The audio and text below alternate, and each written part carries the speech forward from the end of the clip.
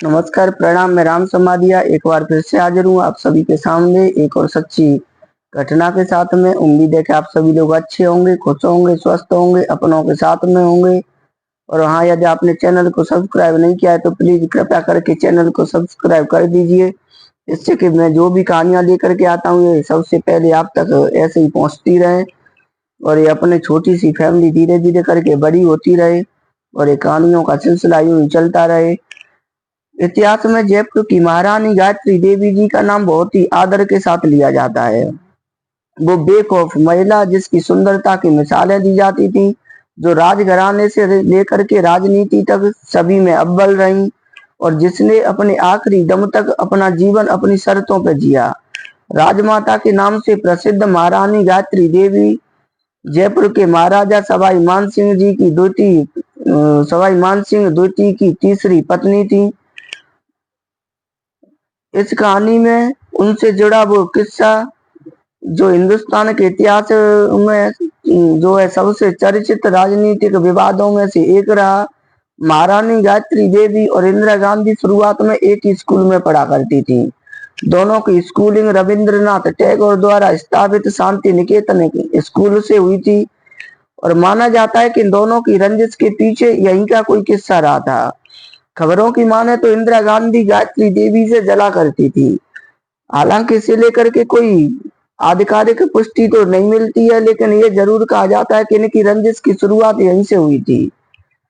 इसको लेकर के इस लेखक खुशवंत सिंह के अलावा किसी ने भी कुछ साफ तौर पर जो है लिखा नहीं है।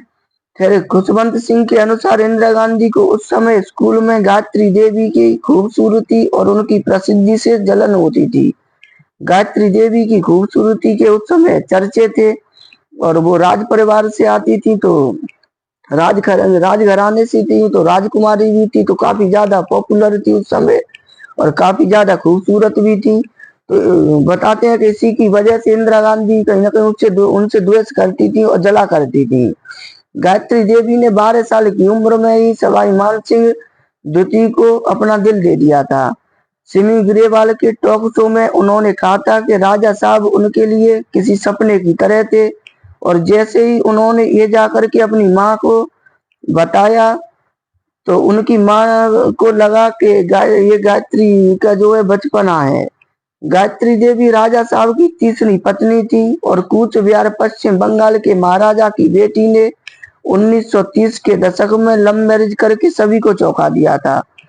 16 साल की उम्र में गायत्री देवी जी को सवाई मानसिंह द्वितीय जो पहले से ही शादीशुदा थे उन्होंने प्रपोज किया था और गायत्री देवी जी ने 21 साल के होते ही दोनों ने सबके विरोध के बावजूद जो है शादी कर ली थी। गायत्री देवी पर्दा सिस्टम से नफरत करती थी और इसके लिए उन्होंने काफी कुछ किया भी था। गायत्री देवी को लोकप्रियता इतनी थी कि उन्होंने चुनाव भी अपने दम पे जीता था और यहीं से शुरू हुई थी गायत्री देवी और इंदिरा गांधी की दूसरी रंजिश। जयपुर लोकसभा सीट से 1962 में गायत्री देवी ने चुनाव लड़ा था और एक कांग्रेस पार्टी के विरुद्ध था। दरअसल इससे पहले पूर्व प्रधानमंत्री लाल बहादुर शास्त्री उन्हें कांग्रेस से जुड़ने का न्योता दिया था, लेकिन उन्होंने इसे स्वीकार नहीं किया और स्वतंत्र पार्टी से चुनाव लड़ने के बारे में कहा। इस दौर में 2,46,516 वोट में से 1,92,909 वोट गायत्री देवी को मिले और उस वक्त उनका नाम Guinness book of world record में दर्ज हुआ था क्योंकि उन्हें ऐसी मेजोरिटी में वोट मिले थे। खुशवंत सिंह के हवाले से ये बात भी कही जाती है कि जब संसद में गायत्री देवी आती थी तब इंदिरा गांधी को बिल्कुल पसंद नहीं आता था। इंदिरा गांधी से जुड़े लोग महारानी गायत्री देवी को शीशे की गुड़िया भी कहा करते थे। इंदिरा गांधी ने जब इमरजेंसी घोषणा की थी तब मीसा एक्ट के तहत कई विरोधी नेताओं को जेल भेजा गया था और जिस समय ये हुआ उस समय गायत्री देवी मुंबई में अपना इलाज करवा रही थी, इसलिए वो पहली अरेस्ट से बच गई थी। लेकिन जैसे ही वो दिल्ली पहुंची वैसे ही उनके यहाँ इनकम टैक्स का छापा पड़ा। उन्हें conservation of foreign exchange and prevention of smuggling activities act के तहत जेल भेज दिया गया इस पूरे प्रकरण पर फिल्म बादशाह भी बनाई गई है। कहा जाता है कि इंदिरा गांधी के आदेश पर गायत्री देवी का जयपुर का महल भी खुदवा दिया गया था। गायत्री देवी इस समय 56 साल की थी और इसी दौर में भारतीय राजाओं के अधिकारों को छीनने का एक्ट सामने आया और इसके तहत गायत्री देवी को 6 महीने के लिए जेल में रखा गया था। कहा तो ये भी जाता है कि जो ये राजाओं की जो राजशाही छीनी गई थी, इसके पीछे भी कहीं ना कहीं इंदिरा गांधी की गायत्री देवी जी से रंजिश ही इसकी वजह थी, जिसकी वजह से जो है इंदिरा गांधी ने सभी राजाओं की राजशाही छीन ली थी। अब जब गायत्री देवी को माउथ अल्सर हुआ था और उनके इलाज तक के लिए इजाजत आने में 3 हफ्ते लग गए थे। गायत्री देवी की किताब ए presence remembers memories of the महारानी ऑफ जयपुर में लिखा था कि उनके साथ कितना अमानवीय व्यवहार किया गया था, लेकिन उन्होंने कभी भी हार नहीं मानी। जेल में उन्होंने अपने 6 महीने बहुत अच्छे से बिताए और उसके बाद पैरोल पर आजाद हुई। जेल में गायत्री देवी के साथ कैदियों और उनके बच्चों को वो पढ़ाया करती थी, क्योंकि इनके साथ और भी कैदियों को रखा गया था।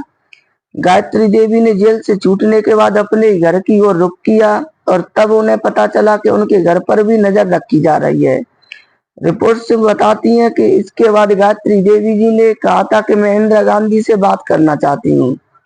गायत्री देवी ने इसके बाद राजनीति से तो अपना नाता तोड़ लिया था और कहा जाता है कि उन्होंने कहा था कि जिस देश का लोकतंत्र तानाशाह के हाथ में हो, वहां सरकार नहीं बनाई जा सकती।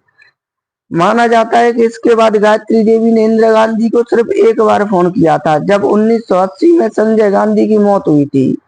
उस समय इंदिरा गांधी ने गायत्री देवी से बात करने से इनकार कर दिया था।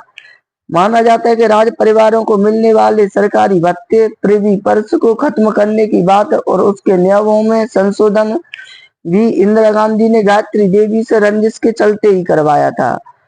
ये विवाद भी कभी खत्म नहीं हुआ और ये दोनों ताकतवर महिलाएं अब इस दुनिया में जो है नहीं है, ये दुनिया से अलविदा कह के जा चुकी हैं, पर इनके किस्से अभी भी चर्चित हैं। खैर, ये कहानी यहीं पे समाप्त होती है। अगर अगली बार फिर से मिलते हैं किसी एक और ऐसी किसी सच्ची कहानी के साथ में, तब तक मिलजुल के रहिए, अपनों के साथ रहिए, अपना और अपनों का ख्याल रखिए, देश का ख्याल रखिए। जय हिंद, जय भारत।